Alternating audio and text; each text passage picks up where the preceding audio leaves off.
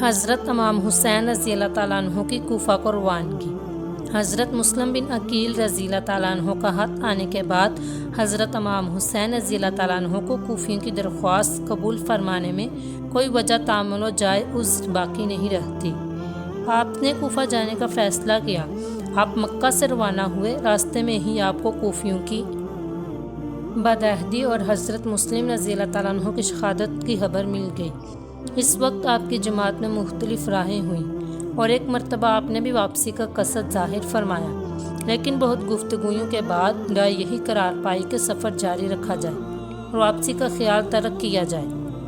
حضرت امام رضی اللہ تعالیٰ عنہ نے بھی اس مشورے سے اتفاق کیا اور قافلہ آگے چل دیا، یہاں تک کہ جب کوفہ دو منزل رہ گیا تب آپ کو حر بن یزید ریاحی ملا۔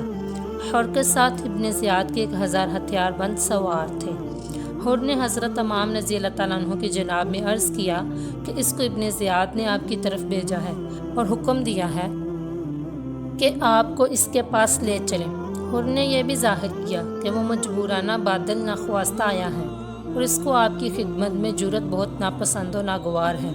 حضرت امام رضی اللہ تعالیٰ عنہ نے حر سے فرمایا کہ میں اس شہر میں خود بخود نہ آیا، بلکہ مجھے بلانے کے لیے اہل کوفہ کے متواتر پیام گئے اور لگاتار نامے پہنچاتے رہے۔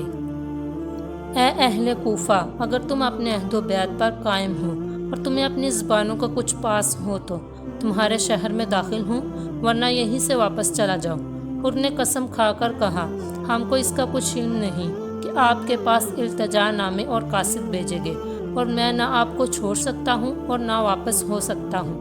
حر کے دل میں خاندان نبوت اور اہل بیت کی عظمت ضرور تھی اور اس نے نمازوں میں حضرت امام رضی اللہ تعالیٰ عنہ کی اقتداء کی، لیکن وہ ابن زیاد کے حکم سے مجبور تھا اور اس کو یہ اندیشہ بھی تھا کہ وہ اگر حضرت امام رضی اللہ تعالیٰ عنہ کے ساتھ کوئی مراد کرے تو ابن زیاد پر یہ بات ظاہر ہو کر رہے گی کہ 1000 سوار ساتھ ہیں۔ ایسی صورت میں کسی بات کا چھپانا ممکن نہیں، اور اگر ابن زیاد کو معلوم ہوا کہ حضرت امام رضی اللہ تعالیٰ عنہ ساتھ ذرا بھی فروگزاشت کی گئی ہے تو وہ نہایت سختی کے ساتھ پیش آئے گا۔ اس اندیشے اور خیال سے حر اپنی بات پر اڑا رہا، یہاں تک کہ حضرت امام رضی اللہ تعالیٰ عنہ کو کوفہ کی راہ سے ہٹ کر کربلا میں نزول فرمانا پڑا۔ یہ محرم 61 ہجری کی دوسری تاریخ تھی۔ آپ نے اس مقام کا نام دریافت کیا تو معلوم ہوا کہ اس جگہ کو کربلا کہتے ہیں۔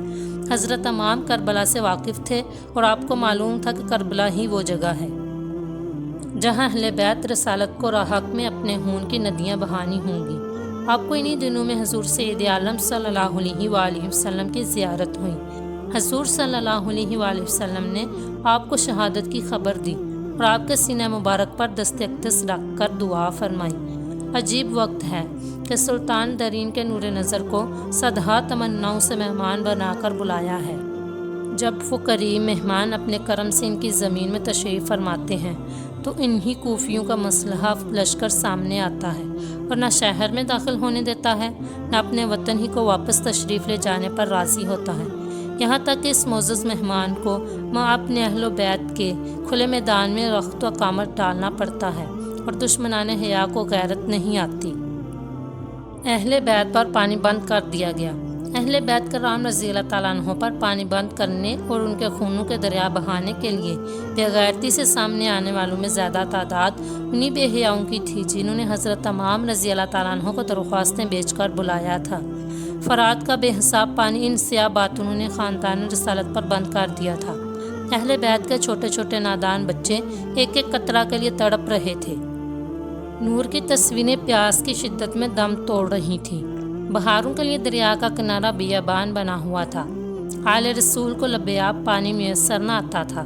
سر چشمہ تیمم سے نمازیں پڑھنی پڑتی تھی۔ اس طرح بے آب و دنا 3 دن گزر گئے۔